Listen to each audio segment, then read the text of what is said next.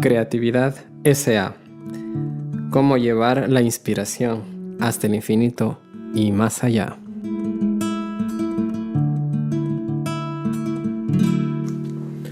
Durante 13 años tuvimos una mesa en la gran sala de conferencias en que Pixar conocemos como West One. Aunque era bella, llegué a odiarla. Era larga y estrecha, como una de esas que aparecen en las escenas de comedia en las que un matrimonio aristocrático se sienta para cenar, uno en cada extremo y con candelabros por en medio, que les obliga a gritar para entablar una conversación. La mesa la eligió un diseñador que le gustaba a Steve Jobs, y reconozco que era elegante, pero dificultaba nuestro trabajo. Manteníamos regularmente reuniones acerca de nuestras películas en torno a la mesa. 13 personas frente a frente en 2 largas filas, muchas veces con otras personas sentadas a lo largo de las paredes, y todos tan diseminados que resultaba difícil comunicarse. A quienes tenían la desgracia de estar sentados en los extremos no les fluían las ideas, porque era casi imposible establecer contacto visual sin romperse el cuello. Encima, como era importante que el director y el productor de la película escuchasen lo que decía todo el mundo, necesitaban situarse en el centro de la mesa. Lo mismo hacíamos los líderes creativos de Pixar. John Lasseter, jefe de creatividad, yo y un puñado de nuestros más experimentados directores, productores y guionistas. Para asegurarse de que esas personas podrían sentarse juntas, alguien empezó a reservar puestos mediante tarjetas. Parecía una cena de etiqueta. Cuando se trata de inspiración creativa, la cualificación laboral y la jerarquía no tienen sentido. Esa es mi opinión. Pero de forma poco inteligente, permitíamos que esa mesa y el correspondiente rito de las tarjetas lanzasen un mensaje diferente. Cuanto más cerca te sentaras del centro de la mesa, más importante y más decisivo debías de ser. Y cuanto más lejos, menos probabilidades tenías de hablar. Pues la distancia al núcleo de la conversación hacía que participar pareciese una intromisión. Si la mesa estaba muy concurrida, como pasaban muchas veces, solía haber más gente sentada en sillas de los extremos de la sala, con lo que se creaba una tercera clase de participantes, los que estaban en el centro de la mesa, los de los extremos y aquellos que no tenían mesa. Sin pretenderlo, habíamos puesto un obstáculo que desanimaba a la gente a intervenir. Durante 10 años celebramos incontables reuniones en torno a esa mesa, totalmente inconscientes de que al hacerlo así, minábamos nuestros principios más básicos. ¿Por qué no lo vimos? Porque la distribución de las plazas y las tarjetas fueron diseñadas a conveniencia de los líderes, incluyéndome a mí, creyendo sinceramente que las reuniones propiciaban la participación. No veíamos nada anormal, porque nosotros no nos sentíamos excluidos. Mientras tanto, quienes no se sentaban en el centro de la mesa veían claramente que con ellos se establecía una jerarquía, pero daban por sentado que era lo que nosotros, los líderes, pretendíamos. En cuyo caso, ¿quiénes eran ellos para quejarse? Hasta que no celebramos una reunión en una sala más pequeña y con una mesa cuadrada, John y yo no caíamos en cuenta del error. Sentados en torno a esa mesa, la interacción mejoró. El intercambio de ideas se hizo más fluido y el contacto visual automático. Cada uno de los presentes, con independencia de su cargo, sentía que podía hablar libremente. Y eso no solo era lo que deseábamos, sino que era un principio fundamental para Pixar. La comunicación sin cortapisas era clave, con independencia de tu posición. En nuestra mesa, alargada y estrecha, muy cómodos en nuestras sillas del medio, habíamos sido totalmente incapaces de reconocer que nos comportábamos de forma contraria a ese principio básico. Con el tiempo, caímos en una trampa, aunque éramos conscientes de que la dinámica de un espacio es fundamental para una discusión provechosa, y aún creyendo estar continuamente al acecho de los problemas, nuestra posición ventajosa nos cegó ante lo que teníamos justo delante de los ojos. Envalentonado por esta nueva percepción, fui a nuestro departamento de servicios. Por favor, dije, no me importa cómo lo hagáis, pero quitad de ahí esa mesa. Quería algo que permitiera formar un cuadrado más íntimo para que la gente pudiese dirigirse a los demás sin sentir que no eran importantes. Unos días más tarde, en vísperas de una reunión decisiva sobre una película en perspectiva, fue instalada una nueva mesa y se resolvió el problema. Aún así, hubo remanentes de ese problema que no desaparecieron inmediatamente, solo porque lo hubiésemos resuelto. Por ejemplo, la siguiente vez que entré en la West One, vi que la nueva mesa permitía formar tal y como pretendía un cuadrado más íntimo, que invitaba a interactuar a más personas a la vez, pero estaba adornada con las mismas tarjetas de distribución de puestos. Aunque habíamos solucionado el asunto de las tarjetas, pareciesen necesarias. Las propias tarjetas se habían convertido en una tradición que se conservó hasta que la descartamos definitivamente. No resultaba una cuestión tan perturbadora como la de la mesa, pero era algo que debíamos abordar porque las tarjetas implicaban jerarquía y eso era justamente lo que tratábamos de evitar. Cuando Andrew Stanton, uno de nuestros directores, entró aquella mañana en la sala de reuniones, recogió algunas de las tarjetas y se puso a distribuirlas aleatoriamente. Ya no las necesitaremos nunca más, decía mientras tanto en un tono que todos los presentes captaron. Solo entonces logramos eliminar ese problema secundario. Esa es la esencia de la gestión. Por lo general, las decisiones se toman por una buena razón, que a su vez propicia otras decisiones. De manera que cuando surgen problemas, y siempre surge alguno, para desenmarañarnos no basta con corregir el error original. En numerosas ocasiones, encontrar una solución es un esfuerzo que requiere muchos pasos. Pongamos un problema que usted cree estar solucionando. Piense en él como si fuese un roble. Piense en ellos como si fuesen retoños que han nacido de las botellas, de las bellotas caídas en su alrededor. Estos problemas persisten después de que usted haya cortado el árbol. Incluso, al cabo de todos estos años, me sorprende a menudo encontrar problemas que los he tenido justo delante de mí, a plena vista. Creo que la clave para solventar esos problemas es descubrir formas de comprobar qué es lo que funciona y lo que no, lo cual es mucho más sencillo de decir que hacer. Actualmente, Pixar se gestiona de acuerdo con ese principio, pero en cierto modo me he pasado la vida buscando mejores vías de agudizar mi percepción. Todo empezó varias décadas antes, incluso de que existiera Pixar. De niño, unos minutos antes de las 7 de la tarde del domingo, solía tumbarme en el suelo del cuarto de estar de la modesta casa de Salt Lake City, donde vivíamos, para ver a Walt Disney. Esperaba concretamente su aparición en nuestra RCA, en blanco y negro, y su pequeña pantalla de 12 pulgadas. Incluso a 1,5 metros de distancia, en aquel tiempo, la opinión general era que los espectadores debían ponerse a 30 centímetros del aparato por cada pulgada de pantalla. Me quedaba subyugado por lo que veía.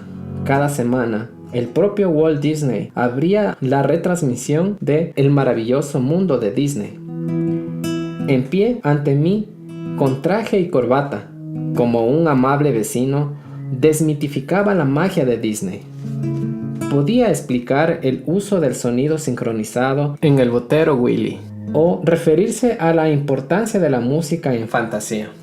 Siempre resaltaba los méritos de sus antecesores, que entonces eran todos hombres, que habían realizado un trabajo innovador sobre el que él estaba construyendo su imperio.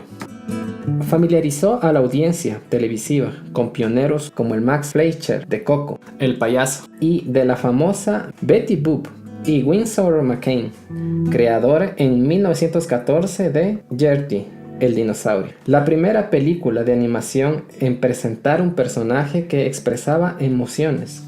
reunió a un grupo de animadores, coloreadores y dibujantes de storyboards para explicar cómo surgieron Mickey Mouse y el Pato Donald. Todas las semanas Disney creaba un mundo inventado utilizando tecnología punta para hacerlo posible y después nos explicaba cómo lo había hecho. Walt Disney fue uno de mis dos ídolos de niño. El otro era Albert Einstein.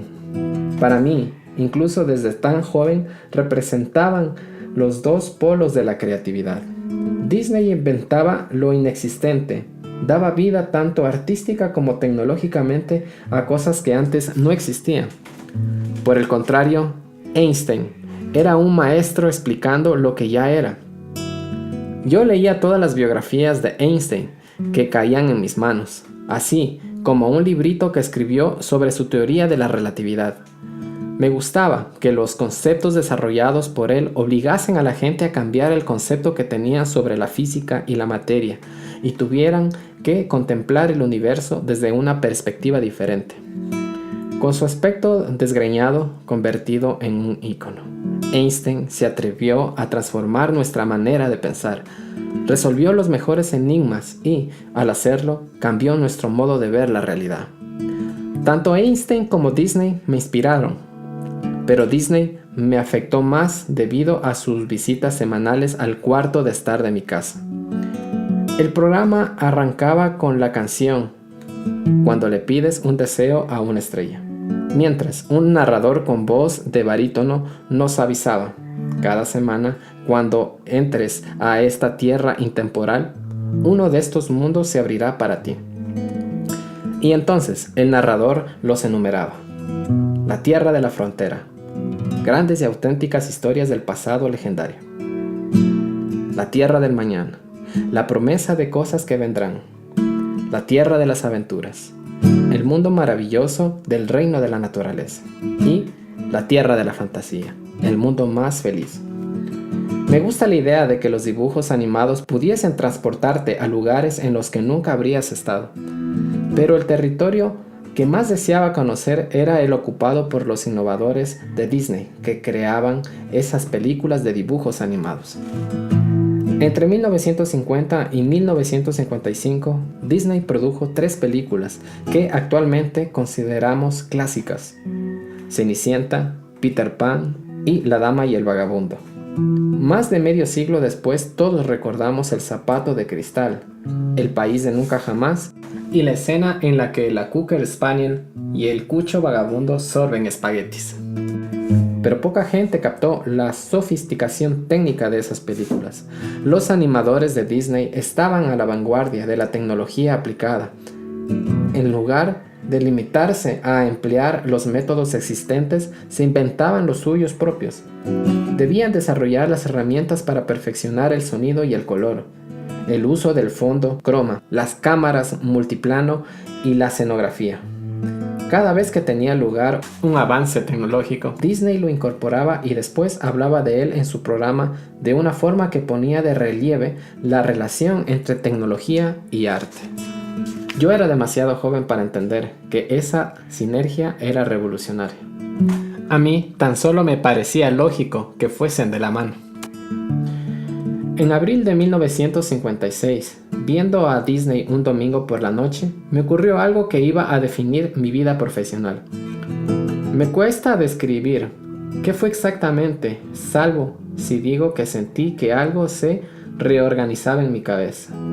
El episodio de aquella noche se llamaba ¿De dónde surgen las historias? Y Disney empezó elogiando la habilidad de sus animadores para convertir los sucesos cotidianos en dibujos animados. Sin embargo, lo que me impactó aquella noche no fue lo que Disney decía, sino lo que ocurría en la pantalla mientras hablaba. Un artista estaba dibujando un pato Donald con un traje elegante y un ramo de flores y una caja de bombones para seducir a Daisy. Entonces, mientras el lápiz del artista se movía por la página, Donald cobraba vida y apretaba los puños para hacer frente al lápiz. Pero luego levantaba la barbilla y permitía que el artista le dibuje una pajarita. Lo que define a una excelente animación es que cada personaje de la pantalla te haga creer que es un ser racional. ya sea un tiranosaurio rex, un elegante perro o una lámpara de mesa. Si los espectadores no solo perciben movimiento, sino también intención, o por decirlo de otra manera, emoción, significa que el animador ha hecho bien su trabajo. Ya no son únicamente rayas sobre el papel, son una entidad viva y sensible. Eso es lo que experimenté por primera vez mientras veía a Donald saltar afuera de la página. La transformación de una línea de dibujo estática en una imagen totalmente dimensional y animada era tan solo un juego de manos. Pero el misterio de cómo había sido hecho, no solo el proceso técnico, sino también la forma en que el arte estaba imbuido en tal emoción, es el problema más interesante que se me haya planteado nunca. Deseaba meterme dentro de la pantalla de televisión y formar parte de ese mundo. La segunda mitad de la década de los 50 y los primeros años de la de los 60 fueron, naturalmente, una época de gran prosperidad y desarrollo industrial en Estados Unidos. Por crecer en una comunidad mormona de Utah estrechamente unida, mis 4 hermanos y hermanas más jóvenes y yo creíamos que cualquier cosa era posible.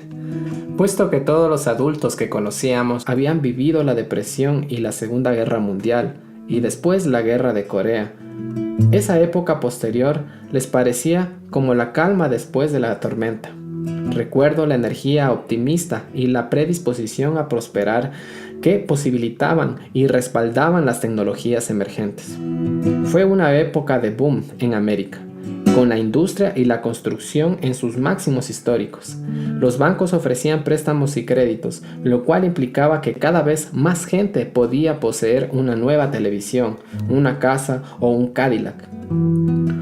Habían nuevas máquinas asombrosas, como trituradoras que se comían tu basura y aparatos que te lavaban los platos, aunque a mí me correspondió una buena ración de lavado de platos a mano. El primer trasplante de órgano tuvo lugar en 1954. La primera vacuna contra la polio surgió un año después. El término inteligencia artificial entró en el léxico. El futuro, por lo que parecía, había llegado. Entonces, cuando yo tenía 12 años, los soviéticos lanzaron el primer satélite artificial en torno a la órbita terrestre. Fue una noticia bomba, no solo en los campos de la política y la tecnología, sino en el aula de 6º grado del colegio, donde la rutina matutina se vio interrumpida por la visita del director, cuyo gesto adusto nos dijo que nuestras vidas habían cambiado para siempre, puesto que nos habían enseñado que los comunistas eran el enemigo y que la guerra nuclear se podía desencadenar apretando un botón. El hecho de que nos hubieran derrotado en el espacio parecía una prueba preocupante de que ellos iban por delante. Al verse superados, la respuesta de Estados Unidos fue crear una cosa llamada Agencia de Proyectos de Investigación Avanzada, ARPA, en sus siglas en inglés. Aunque fue asignada al Departamento de Defensa, su misión era claramente pacífica: apoyar a los investigadores científicos en las universidades estadounidenses para evitar la llamada sorpresa tecnológica. Al financiar a nuestras mejores mentes, pensaban los creadores de ARPA, dispondremos de mejores respuestas. Volviendo la vista atrás, todavía me admira la tolerante reacción ante una amenaza seria. Lo único que necesitábamos era ser más inteligentes. Esa agencia iba a ejercer una profunda influencia en Estados Unidos, al propiciar, entre otras incontables innovaciones, la revolución informática e Internet. Había la sensación de que estaban ocurriendo grandes cosas en Norteamérica y que iban a ocurrir muchas más. La vida estaba repleta de posibilidades.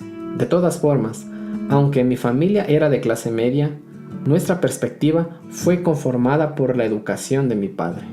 Y no es que él hablase mucho al respecto. Earl Catmull era uno de los 14 hijos de un granjero de Idaho, 5 de los cuales murieron de niños.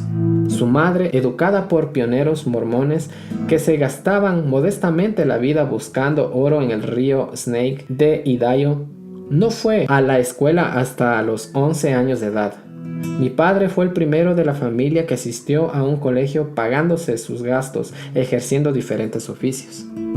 Durante mi niñez, trabajaba de profesor de matemáticas durante el curso escolar y construía casas los veranos.